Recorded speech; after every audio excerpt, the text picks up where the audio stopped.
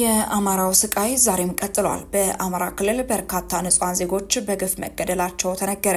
ለሰላምና ለልማት የወጡ ሰዎች አስክሬናቸው ወደ ቤት ሲመጣ ማየት እጅግ ያማል። እረፍት ያጣው የአማራው ማህበረሰብ ሰቆቃ ዛሬም ቀጥሏል። በአማራ ክልል አሁን ላይ የተፈጸመው እጅግ አስደንጋጭና ልብ ሰባሪ የሆነው ጉዳይ የምንመለከት ሲሆን ይህንን ድርጊት ማን ፈጸመ የሚለውን በስፋት እንመለከታለን። ስለዚህ ጉዳይስ ፋኖና መንግስትስ ምን አሉ የሚለውን በስፋት የምናስደምጣችሁ በሌላኛው መረጃችን ደግሞ በአሜሪካ እንዲታገድ ትዕዛዝ የተላለፈበትን ቪኦኤን በተመለከተ ዶናልድ ትራምፕ ያስተላለፉትን አነጋጋሪ መልእክት በስፋት የምናስደምጣችሁናል። ይህ ጉዳይ በርካቶችን አስደስቷል። እኛም መረጃውን በዝርዝር ሰዓታችን በስፋት የምናስደምጣችሁናል። ሰላም ጤና ይስጥልን። በመላው ክፍለ ዓለማት የምትገኙ የዴ ታርጌት ኒውስ ቤተሰቦቻችን በያላችሁበት የዓለም ስፍራ ሁሉ ሰላማችሁ ይብዛልን እያልን እነሆ ለቻናላችን አዲስ ሆናችሁ ቻናላችንን ሰብስክራይብ በማድረግ ቤተሰብ እንድትሆኑን በተጨማሪም የደወል ምልክቱን በመንካት ዘላቂ ቤተሰብነትን ከኛ ጋር እንድትመሰርቱ እንዲሁም በየዕለቱ የምንለቃቸውን ቪዲዮዎችን ከወደዳችሁ ላይክ እና ሼር እንድታደርጉልን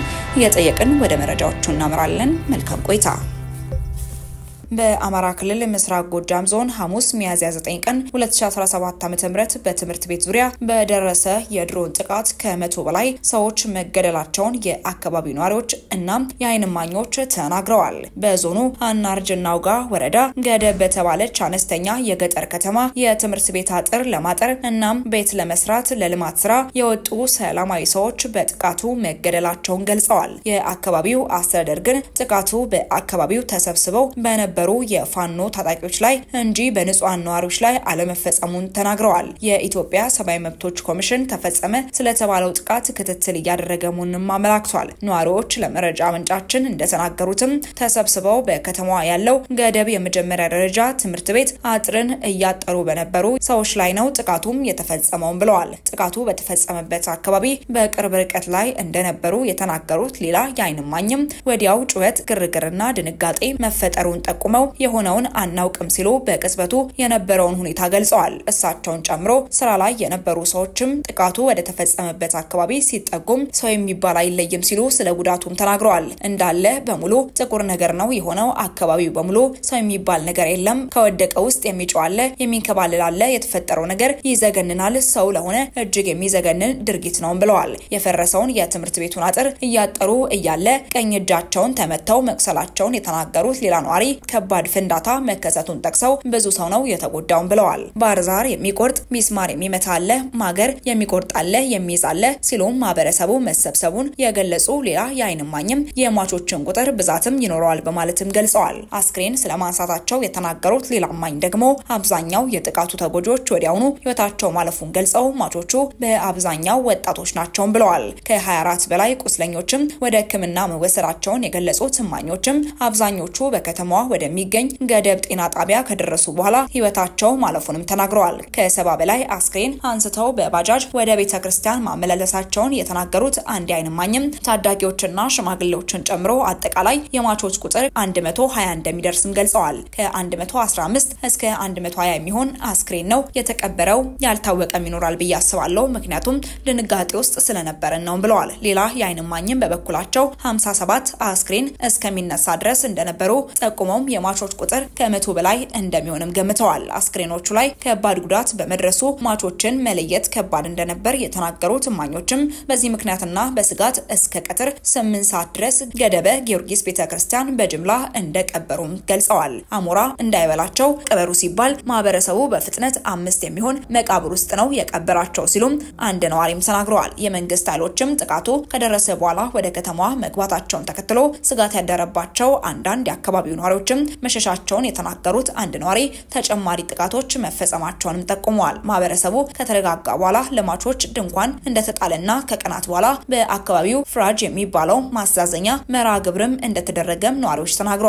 ሰሞኑን ሲሸበር ነበር፣ ህዝቡ በሙሉ ሽብር ላይ ነው ያለው ሲሉም ዳግም የድሮን ጥቃት ይደርሳል በሚል የፋሲካን በዓል በስጋት ማሳለፋቸውን በዓል የሚባል ነገርም የለም ብለዋል። ከባድ ሐዘን ውስጥ ነው ያለነው። በዓል ምንም አይመስልም ነበር። ለበዓል ከከተማ የሚመጡ ልጆችም አልመጡም ሲሉ አካባቢው ባዘን ድባብ ውስጥ ስለመሆኑም ተናግረዋል።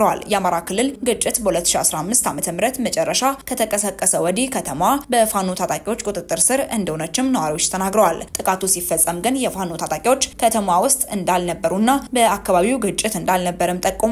ታጣቂዎቹ አንዳንድ ስራ ለመስራት ካልመጡ በቀር ከተማ ውስጥ አይታዩም ሲሉ አንድ ነዋሪም ተናግረዋል።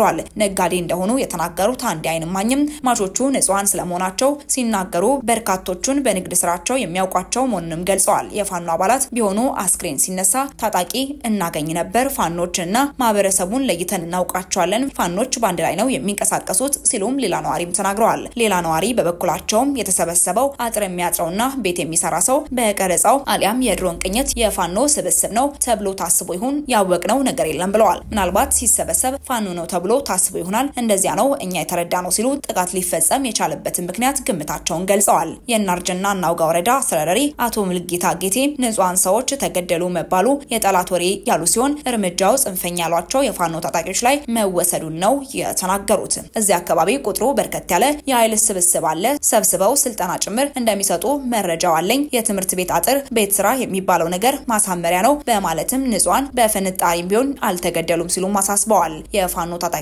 በበኩላቸው በወረዳው በስፋት እንደሚንቀሳቀሱ ጠቁመው ገደብ ከተማ አካባቢ ላይ ግን በወቅቱ ምንም አይነት የታጣቂ ኃይል አልነበረም በማለት በጥቃቱ የተገደለ አባል እንደሌላቸው ተናግረዋል። አካባቢውን ለስልጠና እንደማይጠቀሙት የተናገሩት የአማራ ፋኖ በጎጃም ምክትል ሰብሳቢ አቶ አስረስ ማሬ ዳምጤ ሁሉም ግድያው የተፈጸመባቸው ሲቪሊያን ናቸው፣ አንድም የታጠቀ ኃይል በቦታው ላይ አልነበረም በማለት ግድያውን ማህበረሰቡን ከማሸበር ጋር አያይዘውታል። የኢትዮጵያ ሰብአዊ መብቶች ኮሚሽን ኢሰመኮም የድሮን ጥቃቱ ላይ ክትትል እያደረገ መሆኑን ለመረጃ ምንጫችን ገልጿል። ወደ ቀጣይ መረጃችን ስናመራ አንድ የአሜሪካ ፌደራል ዳኛ የትራምፕ አስተዳደር የአሜሪካ ድምጽና የሌሎች በአሜሪካ ድጋፍ የሚሰጣቸው የዜና ማሰራጫዎች ሰራተኞች ወደ ስራቸው እንዲመለሱና የሚሰጡ የገንዘብ ድጋፎችን በሙሉ እንዲቀጥሉ ትዕዛዝ አስተላለፉ። ዳኛው የአሜሪካ ድምጽ፣ ቪኦኤ እናም ሌሎችም የመገናኛ ብዙሃን ለማፍረስ የተደረገው ጥረት ህግና የአሜሪካን ህገ መንግስትን የጣሰ ነው በማለት ወስነዋል። የፕሬዝዳንት ዶናልድ ትራምፕን ትዕዛዝ ተከትሎ ወደ 1000 የሚጠጉ ጋዜጠኞችን ጨምሮ ከ1300 በላይ የቪኦኤ ሰራተኞች የግዳጅ እረፍት ተሰጥቷቸው የመገናኛ ብዙሃኑ ስራ ተቋርጧል። የፕሬዝዳንቱ ጽህፈት ቤት ዋይት ሃውስ የመገናኛ ብዙሃን ድርጅት ጸረ ትራምፕና አክራሪ ስለሚከሰዋል። በሁለተኛው የዓለም ጦርነት ወቅትም የናዚን ፕሮፓጋንዳ ለመመከት የተቋቋመው ቪኦኤ በዋነኝነት የሬዲዮ ስርጭት አገልግሎት ሲሆን ከዋነኛ የዓለማችን የመገናኛ ብዙሃን ተቋማት መካከልም አንዱ ነው። ቪኦኤ በአማርኛ በኦሮምኛና በትግርኛ ዜናና ትንታኔዎችን ለኢትዮጵያ አድማጭ ሲያቀርብም ከ40 ዓመታት በላይ እንደቆየም ይታወቃል። ጣቢያው እንዲዘጋ ትራምፕ ፕሬዝዳንታዊ ውሳኔ ማስተላለፋቸውን ተከትሎ በሶስቱ ቋንቋዎችም ለኢትዮጵያውያን አድማጮች የሚደርሰው ስርጭት ከተቋረጠ ከአንድ ወር በላይ ሆኖታል። በዳኛው ውሳኔ ላይ በሰራተኞቹና በበጀት ቅነሳው ምክንያት ቪኦኤ በ80 ዓመታት ውስጥም ለመጀመሪያ ጊዜ ዜና እየዘገበ አይደለም ተብሏል። ውሳኔው ያስተላለፉት ዳኛ ሮይስም ላምበርት የትራምፕ አስተዳደር እርምጃ የወሰደው በሰራተኞች በኮንትራቶችና በጋዜጠኞች እንዲሁም በዓለም ዙሪያ የመገናኛ ብዙሃኑን በሚከታተሉ ሰዎች ላይ የሚያደርሰው ጉዳት ከግምት ሳያስገባ ነው ብለውታል። አክለውም የአሜሪካ መንግስትም የአሜሪካ ድምጽ ቋሚና ኮንትራት ሰራተኞች ከፕሬዝዳንታዊ ውሳኔ በፊት ወደ ነበሩበት ቦታ እንዲመለሱ በራዲዮ ፌሪ ኤዥያ እና ሚድል ኢስተርን ብሮድካስቲንግ ኔትወርክስ ላይ ተመሳሳይ እንዲደረግም አዘዋል። ዳኛው በተጨማሪም የትራምፕ አስተዳደር ውሳኔ የዓለም አቀፍ ብሮድካስቲንግ ደንብና በጀት የሚመደበውን የአሜሪካን ምክር ቤት ስልጣንን የሚጋፋ ድርጊት ነው ብለውታል። ዶናልድ ትራምፕ በአጠቃላይ በመገናኛ ብዙሃን ላይ ከሚፈጸሙ ጥቃት አንጻር በቪኦኤ ላይ ለረጅም ጊዜ ትችት ሲሰነዝሩ ቆይተዋል። ፕሬዝዳንቱ በተደጋጋሚ ዋነኛ የመገናኛ ብዙሃን ወገንተኛ ናቸው በሚልም ሲከሱ ቆይተዋል። ትራምፕ ባለፈው ጥር ወደ ስልጣን ከተመለሱ በኋላ የፖለቲካ አጋራቸው የሆኑትን ካሪ ሌክ ቪኦኤን እንዲመሩ ሾሟቸዋል። ሌክ ትራምፕ በ2020 ምርጫ በባይደን በተሸነፉበት ጊዜ ምርጫው ተሰርቋል የሚለውን የትራምፕን ሐሰተኛ ክስም ደግፈው ነበር። መጋቢት ላይ ፕሬዝዳንት ትራምፕ የአሜሪካ ድምጽን የሚያስተዳድረውና በባህር ማዶ ያሉ ራዲዮ ፌሪ ዩሮፕ እንዲሁም ደግሞ ሬዲዮ ፌሪ ኤዥያን በገንዘብ የሚደግፈው የአሜሪካው መንግስት መስሪያ ቤት ኤጀንሲ ፎር ግሎባል ሚዲያ እነዚህን የመገናኛ ብዙሃን ህግ በሚፈቅደው ልክ እንዲዘጋ ትዕዛዝ አስተላልፈውም ነበር። ውሳኔውን ተከትሎ ጋዜጠኞች፣ የመብት ተከራካሪ ቡድኖችና የሙያ ማህበራት እርምጃው ህገ ወጥ ነው በሚል ክስ መስርተው የኒውዮርክ ዳኛ የፕሬዝዳንቱን ትዕዛዝ በጊዜያዊነት አግደውትም ነበር። አሁን መቀመጫቸውን ዋሽንግተን ያደረጉት የፌደራሉ ዳኛ ላምበርት በኮንግረስ በጀት የሚመደብለትን እናም በዓለም ዙሪያ ታማኝ ዜና እንዲያቀርብ በህግ የተቋቋመውን ቪኦኤን የትራምፕ አስተዳደር ለመዝጋት ስልጣን የለውም ብለዋል። ዳኛው የትራምፕ አስተዳደር ውሳኔ ግልጽ በዘፈቀደ የተወሰደ እርምጃ መሆኑንም ለመረዳት አስቸጋሪ አይደለም በማለት የተፈጸመውን ጥሰት እንዲስተካከልም አዘዋል። የዳኛው ውሳኔን በተመለከተ ቪኦኤን የሚያስተዳድረው ተቋምና የፕሬዝዳንቱ ጽህፈት ቤትም አስተያየት ተጠይቀው ወዲያውኑ ምላሽም አልሰጡም። ወደ ተመልካቾቻችን ለእሳቱ የነበሩ መረጃዎቻችን እኚህ መስሉ ነበር። አብራችሁን ስለነበራችሁ እጅግ አድርገን እናመሰግናለን። በቀጣይ መረጃዎቻችን እስክንገናኝ ድረስ ቸር ቆዩልን።